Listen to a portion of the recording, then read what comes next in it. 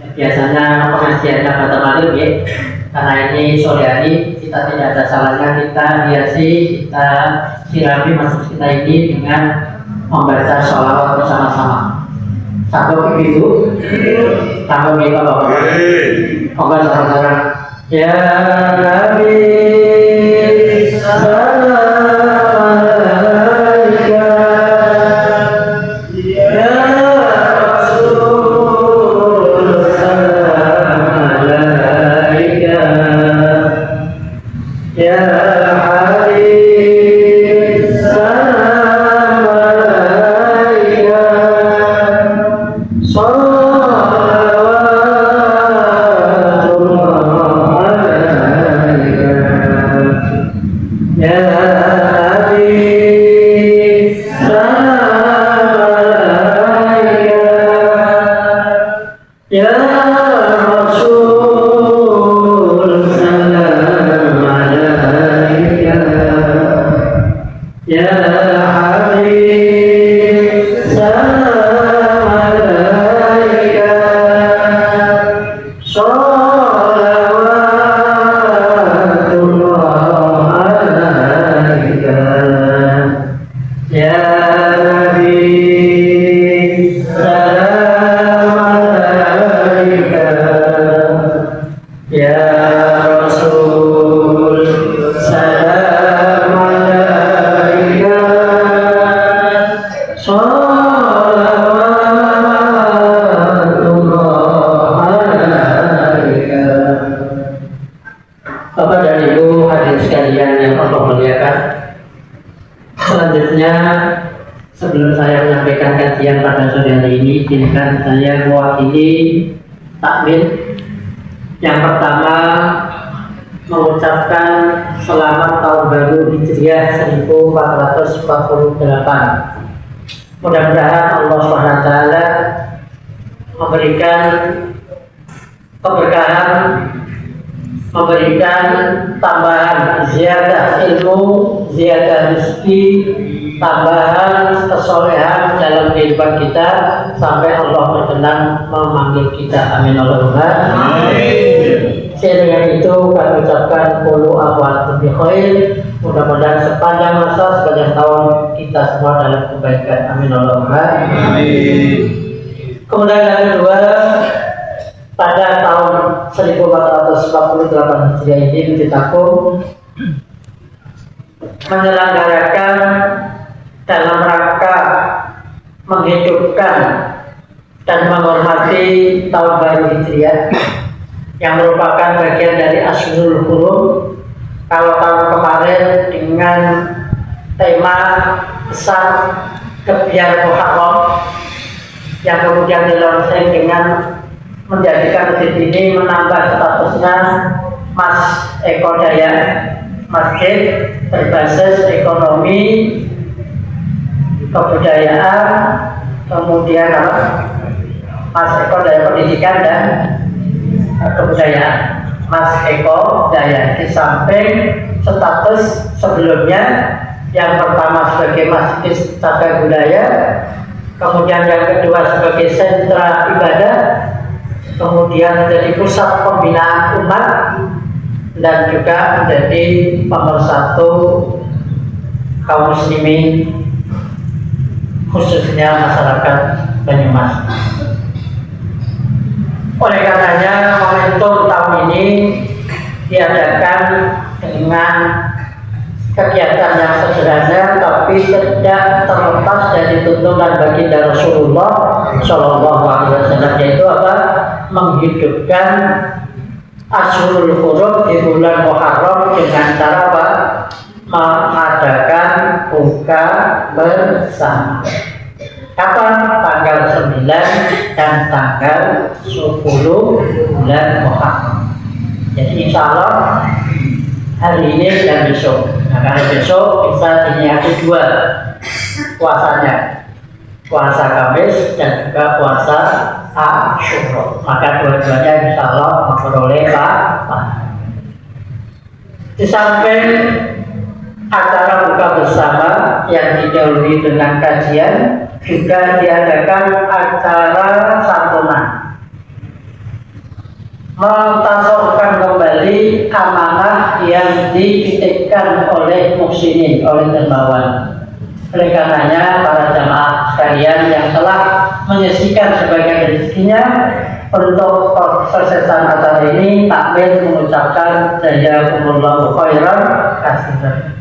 Terima kasih juga kepada Pak Haji Sagiman yang telah memberikan sedekah untuk anak yatim. Mudah-mudahan Allah Subhanahu wa taala karena di atas namakan putranya almarhum Pak Abdul Rafiq, mudah-mudahan Allah Subhanahu wa taala mengampuni segala dosanya dan ditempatkan di surganya yang penuh dengan kenikmatan. Amin Allahumma amin. Oleh karenanya mohon bantuan Fatihah yang semua, mudah-mudahan segala amal baik sedekah yang telah diamanatkan di tahun ini dibalas dengan Allah SWT dengan sebaik balasan. Oleh karenanya kami mohon baca Fatihah sebanyak semua. Alhamdulillah wa kulli niyyati sholihat. Fatihah. A'udzu billahi minasyaitonir rajim. Bismillahirrahmanirrahim. Alhamdulillahi rabbil alamin. Arrahmanir rahim. Maliki yaumiddin. Iyyaka na'budu wa iyyaka nasta'in. Ihdinas siratal mustaqim. Shiratal ladzina an'amta 'alaihim ghairil maghdubi 'alaihim waladdallin. Selanjutnya takmir yang berikutnya menampilkan permohonan maaf kalau sekiranya para penerima atau masjid atau belum bisa memfasilitasi seluruh masyarakat yang kebetulan atau kesempatan Allah takdirkan ada sebagian keluarganya yang yatim belum mendapatkan, mohon untuk dimaafkan. Kemudian yang kedua, kalau mungkin nominalnya tidak sesuai atau bisa diberikan belum sesuai dengan apa yang ada dalam hati, takmir mohon untuk dimaafkan sebaik-baiknya. Apa ini? Nanti lain dan nanti mohon maaf kalau ada kesalahan dan juga kalau ada penyajian hidangan yang kurang pas sehingga mohon juga untuk dimakan nanti setelah berbuka. Hadirin jamaah yang dirahmati Allah Subhanahu wa taala, itu sedang sekilas sambutan sebagai mukadimah kita pada malam ini. Selanjutnya kita akan mengisi majelis ini dengan majelis ilmu setelah kita mengisi atau mengawali dengan majelis zikir dan sholat. Maka mudah-mudahan majelis yang kita isi dengan bacaan Al-Quran, dengan suratul Fatihah, kemudian juga dengan sholawat dan salam yang disampaikan mudah-mudahan sampai kepada dengan kita Nabi Muhammad yang insya Allah akan kita jadikan tema kita pada sore ini, di mana kita akan belajar dan mempelajari, mentadaburi, mengambil ibrah dari peristiwa yang pernah dilakukan oleh Rasulullah SAW 15 abad tahun yang lalu. Maka kaum muslimin hadirin jamaah sekalian yang dirahmati Allah SWT, tema kita pada hari ini adalah mutiara-mutiara hidup dari peristiwa hijrah Rasulullah SAW. Bapak dan Ibu rahimakumullah, kenapa Masjid Agung kita ini menyelenggarakan kegiatan Muharram dengan cara seperti ini? Tidak lain dan tidak bukan merupakan melanjutkan tradisi warisan yang dulu pernah dilakukan oleh orang-orang soleh, oleh para sahabat Rasulullah SAW dengan berbagai macam bentuk kegiatan, baik secara personal maupun mungkin secara kolektif. Sehingga di dalam kitab Al-Musannaf yang dikarang oleh Abi Syaibah pada hadis yang ke-17.320 beliau menyebutkan kana muslimuna yu'adzimuna ashhurul hurum, bahwa dulu pendahulu kita itu ketika memasuki bulan yang dimuliakan oleh Allah SWT yang disebut dengan Ashhurul Hurum, mereka yu'adzimuna, mereka menghormati, memuliakan. Nah, bentuk mereka memuliakan sudah banyak itu dari waktu-waktu berbeda. Nah, dalam konteks kelembagaan Masjid Agung Nurul Sulaiman tahun ini tidak sebagaimana tahun yang kemarin, bahwa tahun ini kita memuliakan menghormati Asrul Qur'anul Mahram dengan cara apa? Makan bareng, buka bareng. Kalau tadi panitia menyebut berbuka bersama dan sekaligus santunan anak. Jadi apa yang kita lakukan ini dilandasi sebuah hadis yang ditulis oleh seorang ulama yang namanya Abi Syaibah, yang nama kitabnya namanya Al-Musannaf. Pada hadis yang ke 17.320. Inilah dasar kita kenapa Masjid Agung takmirnya mengadakan acara seperti ini. Sehingga panjenengan paham ya, bahwa kita ini tidak melanggar syariat. Ini betul Pak? Ini betul? Karena ada landasan yang kita lakukan. Kemudian tema kita adalah mutiara hidup. Bahwa kita tahu sesungguhnya apapun yang dilakukan oleh baginda Rasulullah SAW, peristiwa yang terjadi di zaman Rasulullah SAW, maka sesungguhnya itu semua menjadi teladan bagi generasi yang akan datang, bagi umatnya yang bersama Rasulullah, generasi berikutnya ini, dan sampailah kepada kita. Allah SWT menegaskan dalam sebuah firman-Nya dalam surat Al-Hujurat yang berbunyi, A'udzu billahi minasy syaithanir rajim. Bismillahirrahmanirrahim. Laqad kana lakum fi Rasulillahi uswatun hasanah. Sungguh ada pada diri Rasulullah SAW uswatun hasanah, keteladanan yang baik. Baik Rasulullah secara pribadi maupun peristiwa-peristiwa ataupun orang-orang yang bersama Rasulullah Shallallahu Alaihi Wasallam. Maka mengkaji, mempelajari, menta'alumi dari apa yang pernah dilakukan Rasulullah, insya Allah tidak sia-sia. Jadi pendengar Allah seperti ini, karena temanya adalah apa? Mengkaji kembali sirah Rasulullah SAW, insya Allah tidak sia-sia. Insya Allah akan memperoleh manfaat. Insya Allah akan mendapatkan sesuatu yang baik dunia dan akhirat. Kita betul. Dunianya jelas, insya Allah nanti ada takjil ya. Dunianya. Ya, syukur-syukur nanti ada yang bagi-bagi duit. Alhamdulillah.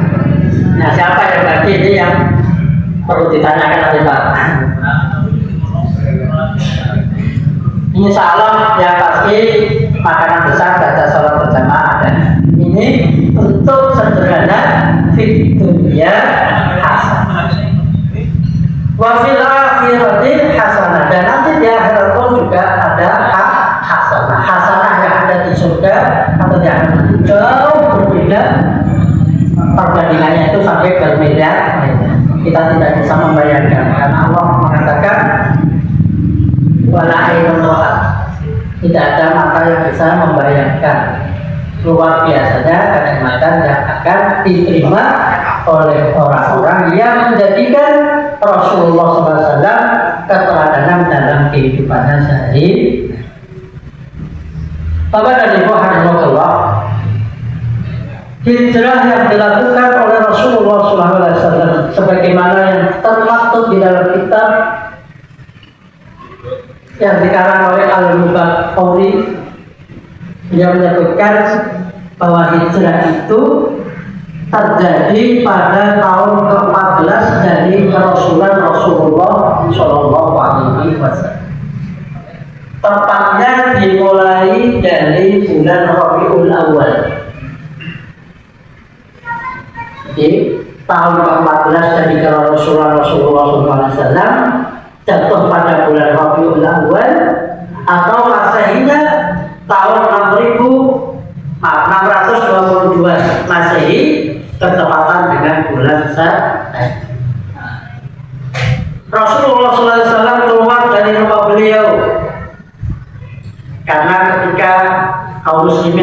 hijrah duluan, ya semuanya secara umum sembunyi-sembunyi hijrah dari Mekah ke Madinah,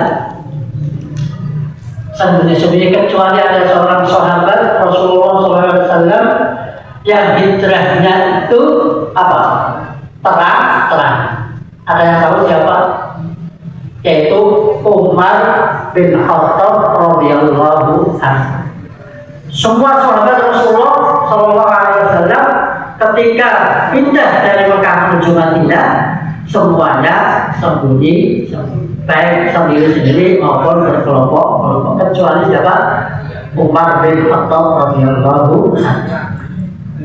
Apa yang dilakukan oleh Sayyidina Umar radhiyallahu anhu ketika beliau hijrah?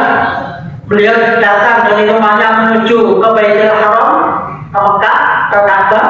Kemudian beliau keliling tawaf 7 kali. Setelah selesai berdoa kepada Allah SWT, setelah itu dia naik ke bukit lalu mengatakan, wahai kaum Arab Quraisy, siapa yang kepingin istrinya menjadi janda? Gitu Pak. Siapa yang ingin istrinya menjadi janda? Yang kedua, siapa yang kepingin anaknya yatim? Berarti tinggal satu, siapa yang mau meninggal saya bunuh. Dan ternyata ketika Umar bin Khattab radhiyallahu anhu mau hijrah dengan terang-terangan, karena dia sudah mendeklarasikan diri, siapa yang ingin istrinya janda, anaknya jadi yatim, maka mengikuti lomba 11-an. Ternyata sampai Sayyidina Umar radhiyallahu anhu berangkat, tidak ada satupun orang kafir Quraisy yang berani menemui siapa? Umar bin Khattab. Oleh karenanya, ketika kaum muslimin yang berada di Mekah sebagian besar sudah pindah ke Madinah, maka hanya ada segelintir orang yang belum hijrah. Siapa mereka? Yang pertama adalah Rasulullah SAW. Yang kedua Abu Bakar As-Siddiq radhiyallahu anhu. Yang ketiga Ali bin Abi Thalib. Kemudian keluarga Abu Bakar As-Siddiq radhiyallahu. Bapak dan Ibu jemaah sekalian, apa latar belakang sampai baginda Rasulullah SAW, sampai para sahabat Rasulullah SAW lebih dahulu hijrah? Karena tujuan utama Rasulullah SAW memerintahkan, mengizinkan para sahabatnya hijrah ke tempat yang sudah ditentukan, yaitu bernama Yasrib, karena Rasulullah SAW ingin menuju ke sebuah waton, tempat, lokasi, di mana lokasi tersebut menjadikan umat Islam di bawah didikan Rasulullah SAW, di bawah pembinaan Rasulullah SAW, berada di tempat yang dia aman, nyaman, sehingga mampu memperkokoh hubungan dia dengan Allah Subhanahu Wa Taala, mampu memperkokoh hubungan antar sesama umat Islam, dan juga mampu memperbarui, mengatur aturan lain ketika berada bersama dengan orang-orang asing yang tidak beragama Islam. Dan tempat yang dipilih yang ditunjukkan oleh Allah Subhanahu Wa Taala adalah apa? Yasrib. Kala itu namanya Yasrib. Bapak dan Ibu Alhamdulillah, mengapa mereka sanggup dan berani meninggalkan tempat kenyamanannya, tempat lahirnya yang sudah belum tentu di situ ada keluarganya, ada harta kekayaannya, ada berbagai macam, kemudian dia tinggalkan ke tempat yang mana yang pertama ketika dalam perjalanan tidak ada jaminan siapa yang akan menanggung dan mengayomi ketika ada perampok, tidak ada jaminan akan keselamatan. Di sana pun juga belum ada dan belum tahu saya harus makan apa. Maka yang mendorong mereka melakukan perjalanan jauh sepanjang 450 km tanpa ada beban sedikit pun dan berani mengorbankan segala yang dimiliki di Mekah, ini karena semata-mata mereka telah mendapatkan nikmat iman dari Allah Subhanahu wa Ta'ala. Imanlah yang menjadikan, yang menjadi energi yang mampu menggerakkan kaum muslimin yang hidup di Mekah sudah nyaman, walaupun penuh dengan tekanan, kemudian meninggalkan segala kemewahan dan seterusnya, harta kekayaannya kemudian tidak ada yang mendorong ini kecuali apa? Nikmatul iman dari Allah Subhanahu wa Ta'ala. Ini juga yang saya ini insya Allah yang menggerakkan ibu-ibu datang dari rumah ke sini. Kira betul Bu? Iman atau fulus? Iman ya insya Allah ya. Semata-mata karena kita Allah dapatkan iman dari Allah Subhanahu wa Ta'ala, termasuk Bapak.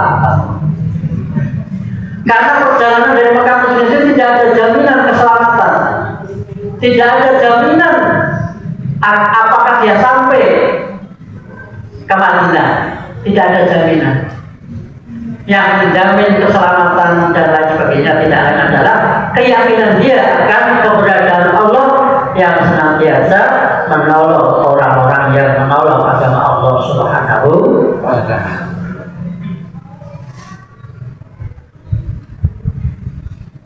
Oleh karenanya Allah Subhanahu wa Ta'ala mengingatkan di dalam surat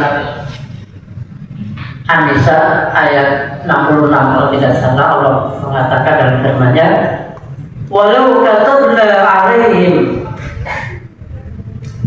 an uqtilu fi sabilillah wa akhriju min diyarikum la fa'alu illa qalilan minhum. Kalau sekiranya aku mewajibkan mereka semua agar mereka membunuh dirinya sendiri atau dikeluarkan dari kampung halamannya, maka sedikit sekali yang akan mampu melakukan atas apa yang diinginkan oleh Allah Subhanahu wa Ta'ala. Hanya sedikit yang mampu melaksanakan apa yang menjadi perintah Allah Subhanahu wa Ta'ala. Oleh karenanya menjadi modal utama ketika Allah Subhanahu wa Ta'ala menjadi memberikan iman kepada kita. Kemudian Bapak dan Ibu karena waktunya sudah sangat ini. Apa yang dimaksud dengan modal hidup di dalam dari peristiwa Rasulullah? Yang pertama, ketika Rasulullah hijrah, itu Rasulullah dikepung oleh anak-anak muda yang sudah siap membunuh Rasulullah SAW. Ketika Rasulullah keluar dari rumah, Rasulullah SAW mengucapkan dalam surat dalam ayat Yasin, wa min saddan wa min khalifin saddan fa sayyidahu bahu la yaqimu. Jadi ada satu doa yang dibaca Rasulullah ketika dengan rumah yang intinya bahwa Allah menutupi pandangan mereka. Ini yang pertama. Kemudian yang kedua, sebelum Rasulullah SAW hijrah, beliau mengumpulkan person-person yang akan menanggung beban, memiliki tanggung jawab sebagaimana yang sudah diberikan amanah oleh Rasulullah SAW. Siapa mereka? Dia akan masuk. Yaitu siapa? Yang pertama Abu Bakar As-Siddiq, yang kedua adalah Abdullah bin Abu Bakar. Yang mana tugas Abdullah bin Abu Bakar ini seorang pemuda yang ditugas khusus untuk melakukan monitoring, menjadi jasus, menjadi intel apa yang sedang dibicarakan oleh kaum Quraisy di kota Makkah, mencari. Kemudian pada sore harinya disampaikan kepada Rasulullah SAW. Kemudian yang kedua, yang ketiga adalah Amir bin Fahiro. Ini merupakan penggembala kambing Abu Bakar As-Siddiq radhiyallahu anhu yang memiliki tugas amanah tanggung jawab untuk menyapu telapak kaki yang akan dilalui oleh Rasulullah SAW di padang pasir. Karena kemudian orang berjalan di padang pasir, maka akan terlihat nampak tapak kaki. Nah, tugas Amir bin Fahira ini adalah apa? Menghapus dan sekaligus memberikan minuman susu kepada Rasulullah SAW. Kemudian yang kedua yaitu putri dari Abu Bakar As-Siddiq yang namanya Aisyah dan Asma, yang tugasnya adalah mensuplai makanan kepada Rasulullah dan ayahnya Abu Bakar As-Siddiq. Bapak dan Ibu Hadirin, dari model apa yang dilakukan Rasulullah, bahwa sesungguhnya sebuah karya besar itu akan terwujud jikalau ada orang-orang yang bekerja secara tertib, secara terorganisir, dan tidak memandang apa tugas yang harus dilakukan. Maka alhamdulillah takmir Masjid Agung ini sudah mencoba untuk meneladani apa yang dulu pernah dilakukan oleh Rasulullah SAW, di mana mutiaranya, di mana ada orang-orang yang hebat yang membantu kesuksesan dan kelancaran hijrahnya Rasulullah SAW dengan masing-masing membawa tanggung dan niat. Kemudian yang kedua, ada tiga orang lagi yang terlibat di dalamnya. Yang pertama adalah Abdullah ibnu Quraisy, yang mana Abdullah ini menjadi pemandu Rasulullah melakukan perjalanan yang mengetahui jalan yang selama ini tidak ditempuh oleh umumnya orang. Mutiara di sini yang bisa kita ambil, walaupun Abdullah bin Quraisy ini belum masuk Islam, tapi Rasulullah SAW mengambil inovasi, inisiatif. Inilah pelajaran penting bagi kita yang bisa kita jadikan panduan hidup kita, bahwa kadang apa yang kita lakukan ini tidak perlu melibatkan banyak orang dalam mengambil keputusan. Dalam karya besar kita terkadang tidak perlu membutuhkan banyak orang. Orang-orang tertentu yang memiliki skill dan sekaligus berani mengambil inovasi di luar kebiasaan. Ini pelajaran yang sangat berharga, bahwa Rasulullah telah memberikan pelajaran bagi kita, di mana Rasulullah kalau dalam istilah manajemen sekarang apa? Out of the book, keluar dari konteks yang selama ini ya dilakukan. Baik Bapak dan Ibu Alhamdulillah, karena sudah maka ya, paling tidak ada beberapa mutiara yang saya sampaikan. Yang pertama, ada orang-orang yang itu andil kesaksikan dari Rasulullah SAW, yaitu personal di mana Rasulullah punya proyek besar, tapi yang terlibat sedikit oleh karenanya barangkali kita akan hidup di organisasi ketika tidak dilibatkan dalam penentuan keputusan, ya jangan istilahnya jangan ngapuk ya.